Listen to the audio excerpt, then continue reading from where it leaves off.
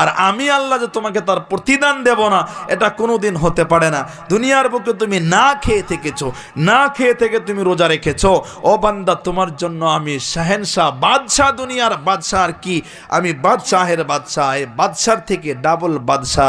যেমন দস্তরখান খানা দানা হয়, তার থেকে সুন্দর দস্তরখান তোমার জন্য আমি বিছায়া রাখবো। বলেন সুবহানাল্লাহ। তাহলে এক নম্বর কি বলেছেন নবী আমার, যে রমজান মাস পেয়েছে, জীবনের গুনাহ খাতা মাফ করতে পারেন নাই। জিবরাইল বলেছে সে ধ্বংস হয়ে যাক। নবী বলেছেন আমিন। নবী বলেছেন আমিন। 2 নম্বর নবী আমার বলতেছেন, ও সাহাবী শোনো, আমি যখন দ্বিতীয় সিঁড়িতে পা রাখলাম, দ্বিতীয় সিঁড়িতে যখন আমি পা রাখলাম, পা রাখার সময় আমার কানে কানে জিবরাইল এসে বলতেছেন, ও আল্লাহর পয়গম্বর, ও নবী গো, আপনার উম্মতের মধ্যে সেই সকল উম্মত ধ্বংস হয়ে যাক, সেই সকল মানুষ ধ্বংস হয়ে যাক, যেই সকল মানুষের সম্মুখে আপনি নবীর নাম নেওয়া হয় আর সেই বান্দা আপনার উপরে দরুদ পড়ে না। নবী বলেন, আমি তখন বললাম আমিন, অর্থাৎ সেই বান্দাও ধ্বংস হয়ে যাবে। 3 নম্বর নবী আমার বলতেছেন, আমি যখন তৃতীয় সিঁড়িতে পা রাখলাম, জিবরাইল আমার কানে কানে এসে বলতেছে, ও আল্লাহর পয়গম্বর, আপনার উম্মতের মধ্যে ওই সকল বান্দা বান্দি ধ্বংস হয়ে যাক যে জীবনে মা বাবা পেয়েছে, জীবনে মা বাবা পেয়েছে, বৃদ্ধ বয়সে পেয়েছে, আর মা বাবার সেবা যত্ন করে জান্নাত হাসিল করতে পারে নাই। নবী বলেন, আমি বললাম আমিন, অর্থাৎ যেই বান্দা মা বাবার সেবা যত্ন করে জান্নাত হাসিল করতে পারে নাই, সেই বান্দা জান্নাতের পথে নয় বরঞ্চ ধ্বংসের পথে আছে। মা বাবার সেবা,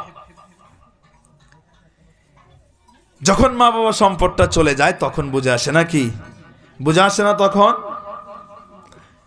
যখন বোঝার কথা ছিল তখন বান্দা বোঝে নাই, আর যখন আফসোস করতেছে তখন তোমার এখন কোনো কাজের নাই। আল্লাহ নবী সাল্লাল্লাহু তাআলা আলাইহি ওয়াসাল্লাম সাহাবীদেরকে বলতেছেন, এ সাহাবীরা শোনো, ও সাহাবীরা শোনো, যদি আমার মা থাকতো, ও সাহাবী, যদি আমার মা বেঁচে থাকতাম, ও যুবক ভাই মুরব্বী বাবাজি, আমরা সবাই জানি আমার নবী এতিম ছিলেন, আমার নবী এতিম ছিলেন।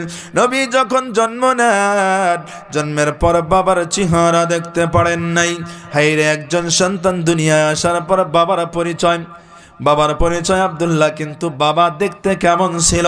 আইরে, বাবাকে বাবা বলে ডাকতে পারে নাই, বাবার ভালোবাসা পায় নাই, বাবার কাছে গিয়া কোনো আবদার করতে পারে নাই। আমার নবী বলতেছেন, ও সাহাবী শোনো, আমি এতিম নবী মায়ের কাছে লালন পালন হয়। আবার যখন আমার 6 বছর বয়স হয়ে গিয়েছে, তখন আমার মা আমেনাও দুনিয়া থেকে বিদায় নিয়ে চলে যায়। হাইরে, কেমন করুণ কাহিনী! মা চলে যাবার পর দাদার কাছে লালন পালন হয়। আল্লাহর ইচ্ছা, আল্লাহর চাওয়া, আল্লাহ তাআলা 2 বছর পর নবীজির দাদা তিনিও দুনিয়া থেকে বিদায় নিয়ে চলে যান। নবী আমার এতিম হয়ে গেছেন, নবী আমার এতিম হয়ে গেছেন, এখন আর নবীর কেউ নাই। নবী আমার চাচার কাছে লালন পালন হন, চাচা আবু তালিবের কাছে লালন পালন হন। আমার নবী বলতেছেন, ও সাহাবীরা শোনো, যদি আমার মা আমেনা যদি বেঁচে থাকতো, আমার মা যদি বেঁচে থাকতো, ও সাহাবী, আমি আমার মায়ের এতটা সেবা করতাম, এতটা সেবা করতাম, এতটা খেদমত করতাম, এতটা খেদমত করতাম। আমি মুহাম্মদ নামাজে থাকতাম, আমার মা বলতো, আইনা মুহাম্মদ, ও মুহাম্মদ তুমি কোথায়? মুহাম্মদ তুমি কোথায়? ও সাহাবীর শুন, আমার মা আমাকে এমন করে ডাকতো, আমি মুহাম্মদ নামাজ ছেড়ে দৌড়াইয়া মায়ের খেদমতে চলে যাইতাম। একবার জোরে জোরে বলেন না ভাই মারহাবা। ও যুবক ভাই মুরব্বী বাবাজি, আজকে সেই মা বাবা পেয়েছো, আজকে তোমার কাছে সেই মা বাবা আছে, সেই মা বাবাকে তুমি কষ্ট দিও না, সেই মা বাবার অন্তরে কষ্ট দিও না। আজকে তুমি বউ পেয়েছো, বউ নামের সম্পদ পেয়েছো, হায়রে এই বউ তোমার 2 মাস 3 মাস 4 মাসের বউ, নতুন নতুন তুমি বিবাহ করেছো, নতুন নতুন বিবাহর পর তুমি 2-4 মাস পরে তোমার মা বাবাকে ভুলে গেলে। যুবক ভাই, যে মা বাবা তোমাকে এত কষ্ট করে লালন পালন করলো, এত পরিশ্রম করে লালন পালন করলো, হায়রে 20 বছরের ভালোবাসা, হায়রে 25 বছরের ভালোবাসা, ও যুবক ভাই তোমার বউয়ের 2 মাসের ভালোবাসার সাথেই ফেল পড়ে গেল। এমন সন্তান সমাজে আছে না নাই? আছে তো, যে 2 মাসের ভালোবাসা, বউয়ের ভালোবাসা। কয়দিন থেকে বউ আইছে বলেন? 2 মাস হয়েছে বউ আইছে। 2 মাসের মধ্যেই মা বাপ যে একে 25 বছর লালন পালন করে বড় করছে, এই এত ভালোবাসা, এত মহব্বত, এত মায়া এই 2 মাসে বউয়ের কাছ থেকে পায় মা বাবারটা ভুলে গেছে। আছে না? কি জন্য বলতেছি বলেন তো দেখি? কিছু কিছু সন্তান কুলাঙ্গার সন্তান, আমি বলবো কুলাঙ্গার সন্তান এগুলা। কিছু কিছু সন্তান আছে যে বিবাহ করার পর 2 মাস হয় না, 2 মাস হয় না বউয়ের কথা শুনে। তাই বলে আমি বলতেছি না যে বউয়ের কথা শুনো না, আমি এটা বলতেছি না যুবক ভাইদেরকে যে বউয়ের কথা আপনারা শুনবেন না। যে পুরুষ বউয়ের কথা শোনে না সে সাকসেসফুলি হতে পারবে না, জীবনে সফলতা অর্জন করতে পারবে না। বউয়ের কথা শুনতে হবে, প্রত্যেকটা পদক্ষেপের মধ্যে বউয়ের কথা শোনা চলবে না। আজকে তোমার বউ তোমাকে কানে কানে, সারাদিন তুমি বাইরে কাজ করেছো, সন্ধ্যাবেলা বাড়িতে আসছো, শুয়ে শুয়ে সারাদিনে যত ইতিহাস আছে সব ইতিহাস হয়েছে 10%, বানিয়েছে 20, হয়েছে 10 বানিয়েছে 20। তোমার কানের মধ্যে কান পড়া চলতেছে, তোমার মা এটা করলো, তোমার বোন এটা করলো, তোমার ভাই এটা করলো, তোমার বাবা এটা করলো, আর তুমি সেটা যাচাই বাছাই করার জন্য তোমার মায়ের সাথে গিয়ে তুমি রাগারাগি শুরু করে দিয়েছো, বাবার সাথে তুমি রাগারাগি শুরু করে দিয়েছো। একটা কথা মনে রাখবে, একটা কথা মনে রাখবে, আল্লাহর নবী বলেছেন মা যদি কাফিরও হয়, মা যদি বেঈমানও হয়, তবু তার উপরে জুলুম করা চলবে না। বেঈমান ইমানদার ছাড়া, তাহলে বলেন, আর ইমানদার হলে তাহলে কতটা মায়ের সম্মান করতে হবে? আজকে আমরা বলি না যে ভুল করেছে, মা যদি ভুলও করে, মা যদি ভুলও করে তাও তোমার মাথার উপরে রাখতে হবে। মা যদি ভুলও করে তবু মাথার উপরে রাখতে হবে। তোমার বউকে বুঝাও, তোমার বউকে তুমি বুঝাও যে দেখো তুমি তো আমার ঘরে 2 মাস থেকে আসছো, এই মা আমাকে কোলে করে লালন পালন করেছে, যখন আমার কেউ ছিল না, আমার কোনো খাবার ছিল না, আমাকে কেউ কোলে রাখার মানুষ ছিল না, আমাকে গোসল করানোর মানুষ ছিল না, তখন আমার মা আমাকে খাইয়েছে, শরীরের রক্তগুলা চুষে চুষে আমি খেয়েছি, মা আমাকে গোসল করিয়েছে। হায়রে আমি যখন পায়খানা করতাম, আমার পায়খানার দুর্গন্ধের কারণে দুনিয়ার মানুষ নাকে কাপড় দিয়ে চলে যাইতো, কিন্তু আমার মা যায়নি। আমার মা আমার সেই দুর্গন্ধওয়ালা পায়খানা সেগুলা পরিষ্কার করেছে, ধুয়েছে, তারপর শেষে বুকের মধ্যে জড়াইয়া লয় একবার চুমাও খেয়েছে। তুমি যখন এই মায়ের বিরুদ্ধে আমার কাছে লালিশ দাও, আমার কলিজায় আঘাত লাগে। সেজন্য আমি তোমাকে বলতেছি যে আমার মায়ের লালিশ তুমি আমার কাছে দিও না। বউকে বুঝান, যখন এমন ভাবে বুঝিয়ে দেবেন বউ বুঝতে পারবে কেমন স্বামীর বাড়িতে আসছি আমি, তখন বউ বুঝতে পারবে কেমন স্বামীর বাড়িতে আসছি, এখানে হেলা খেলা চলবে না, বুঝতে পারবে। তখন দেখবেন আস্তে আস্তে ঠিক হয়ে গেছে। তাই বলে বউয়ের উপরে জুলুম চলবে? বলেন, বউয়ের উপরে জুলুম চলবে? হ্যাঁ, বউকে ভালোবাসতে হবে ভাই। বউকে কেমন ভালোবাসতে হবে জানেন? হ্যাঁ, হযরতে আলী হযরতে ফাতেমা যেমন মহব্বত করতেন, যেমন ভালোবাসতেন, হযরতে আলী হযরতে ফাতেমা। আমাদের এই মুরব্বী শাশুড়ি মাদেরও একটু মানে আছে, এদেরও একটু ভুল আছে, একটা খারাপ অভ্যাস আছে। আমার শাশুড়ি মাদেরকে আমি বলতে চাইব, ওগো আম্মা জান, আপনার কাছেও যেমন আপনার পেটের মেয়েটা যেমন প্রিয় গো মা, আপনার কাছেও যেমন আদরের, আপনার স্বামীর কাছেও যেমন আদরের। ওগো আম্মা জান, আপনার বাড়িতে যেই মেয়েটা আসছে, আপনার বাড়িতে যেই মেয়েটা বউ হয়ে আসছে, ও আম্মা জান, সেই মেয়েটাও কিন্তু তার মায়ের কিন্তু খুবই আদরের, তার বাবার কিন্তু খুবই আদরের, তার ভাইয়ের কিন্তু খুবই আদরের। ওগো আম্মা জান, সেজন্যেই যদি আপনার মেয়ে যদি একটা ভুল করে, সেটাকে আপনি ক্ষমা করতে পারেন, সেটাকে আপনি ক্ষমা করে দিতে পারেন, সেটা আপনার অন্তরে আঘাত লাগে না গো মা, ও আম্মা জান।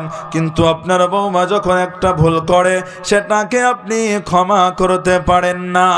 কারণ একটা আগে ছিল আপনার পেটের মেয়ে, আর এটা হলো আপনার বিআইনের মেয়ে, সেজন্য আপনি ক্ষমা করতে পারেন না।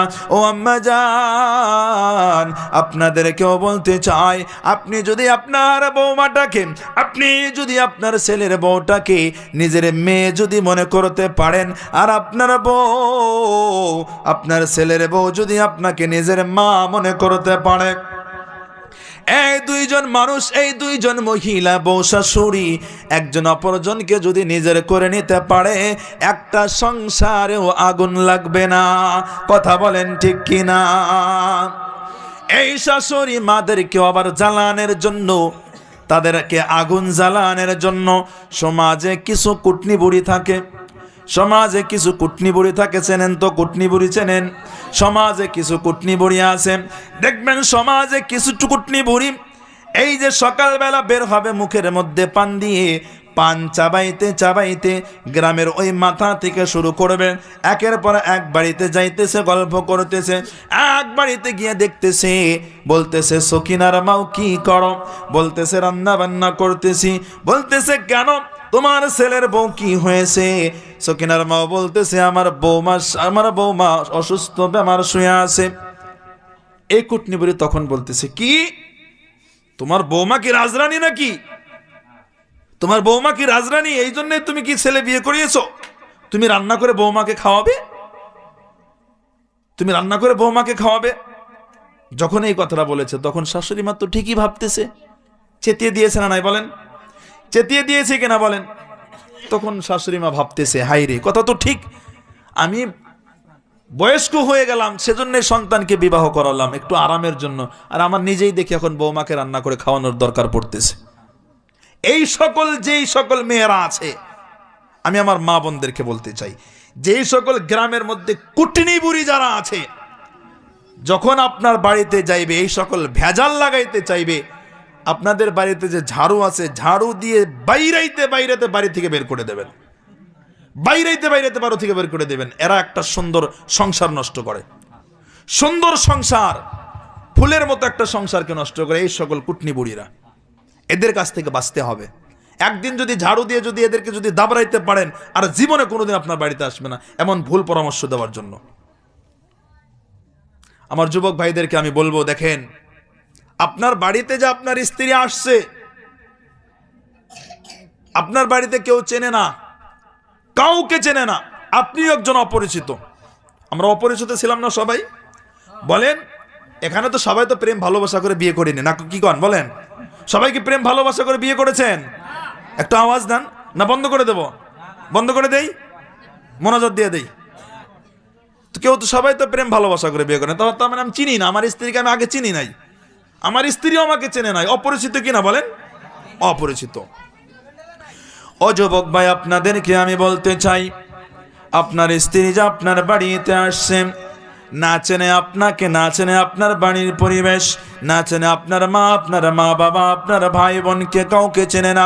ও যুবক ভাই, একজন মেয়ে নিজের বাবার ভালোবাসা, মায়ের আদর ছেড়ে, ভাইয়ের আদর ছেড়ে, বোনের আদর ছেড়ে একজন মেয়ে যখন বাড়ি থেকে বের হয়ে আসে, এই মেয়েটা আপনার সাথে আসতেছে, বিবাহের দিন আপনার সাথে আসতেছে, মেয়েটা কান্দে, তার বাবা কান্দে, তার মা কান্দে, তার ভাই কান্দে, তার বোন কান্দে, কারো কান্নাতে কিন্তু সাড়া দেয় নাই।